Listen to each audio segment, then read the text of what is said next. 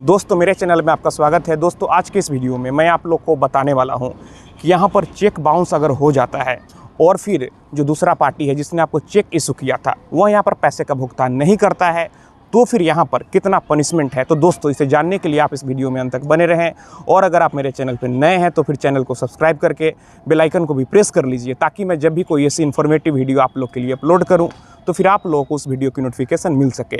यहाँ पर अगर आपको कोई चेक इशू करता है तो चेक इशू करने का कोई ना कोई कारण होता है, उस व्यक्ति की यहाँ पर लायबिलिटी होती है तभी आपको वह चेक इशू करता है। और किसी भी वजह से चेक बाउंस हो जाता है, पैसे का भुगतान नहीं होता है तो फिर उस व्यक्ति का लायबिलिटी बनता है कि वह पैसा आपका लौटाए।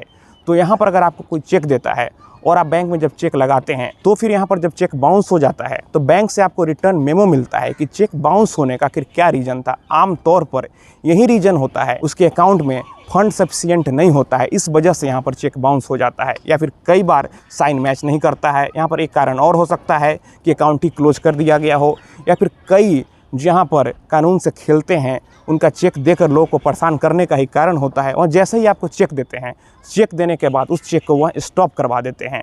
तो यहाँ पर जो भी रीज़न है, जिस भी वजह से यहाँ पर चेक बाउंस हो गया है, यहाँ पर बैंक आपको रिटर्न मेमो देता है तो फिर आपको रिटर्न मेमो संभाल कर रखना होता है। और फिर यहाँ पर आपको पुलिस केस करने का ज़रूरी नहीं है, आपको यहाँ पर सीधे कोर्ट में केस फाइल करना होता है।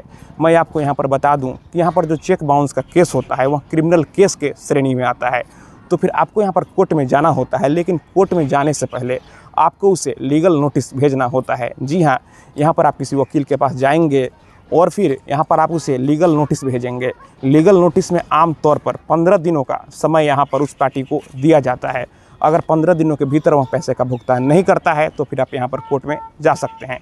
कई बार जो यहाँ पर खिलाड़ी किस्म के लोग होते हैं, जब उन्हें नोटिस जाता है तो उसे नोटिस को वह रिसीव ही नहीं करते हैं, तो भी यहाँ पर आपको परेशान होने का ज़रूर नहीं है। अगर वह नोटिस रिसीव नहीं भी करे तो यहाँ पर आप इंडियन पोस्ट ऑफिस के वेबसाइट पर जाकर पूरा जिस डेट पर गया है, जो भी ट्रैकिंग नंबर है, उससे आप पूरा यहाँ पर हिस्ट्री डाउनलोड कर लें और उसे संभाल कर रख लें और आप कोर्ट में यहाँ पर जा सकते हैं। यहाँ पर वह व्यक्ति जितना अमाउंट का चेक इशू किया था, जैसे 5 लाख रुपए का अगर अमाउंट था तो यहाँ पर उस व्यक्ति को 10 लाख रुपए तक, यानी कि जितना अमाउंट था उसका दोगुना उसे यहाँ पर देना पड़ सकता है। और साथ ही साथ उसे 2 वर्ष तक की जेल हो सकती है या फिर फाइन और जेल दोनों हो सकता है।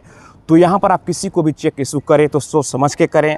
और अगर चेक बाउंस हो जाता है, वहाँ पार्टी आपसे कांटेक्ट करता है तो फिर आपको पैसे का भुगतान कर देना चाहिए, क्योंकि जब वह व्यक्ति कोर्ट में जाएगा तो आपको कोर्ट से समन आता है और फिर अगर आप उसे भी इग्नोर करते हैं तो फिर यहाँ पर वारंट आता है, फिर आपकी गिरफ्तारी हो सकती है, फिर आपको कोर्ट में पेश किया जाएगा और फिर भी अगर आप पैसे का भुगतान नहीं करेंगे तो आपकी कुर्की जब्ती तक हो सकती है। तो दोस्तों मैं आशा करता हूँ आपको ये वीडियो पसंद आई होगी। अगर मन में कोई भी सवाल है तो आप नीचे कमेंट बॉक्स में कमेंट करें, और अगर आप हमसे सीधे जुड़ना चाहते हैं, फ़ोन से बात करना चाहते हैं, मन में कोई भी सवाल है तो फिर आप हमें इंस्टाग्राम पर फॉलो करें। मेरा इंस्टाग्राम पर यूज़र नेम है Pritesh1584, आप हमें फॉलो करें, मैसेज करें। और अगर फ़ोन से बात करना है तो फिर इंस्टाग्राम पर ही मैसेज करके अपॉइंटमेंट बुक कर लें।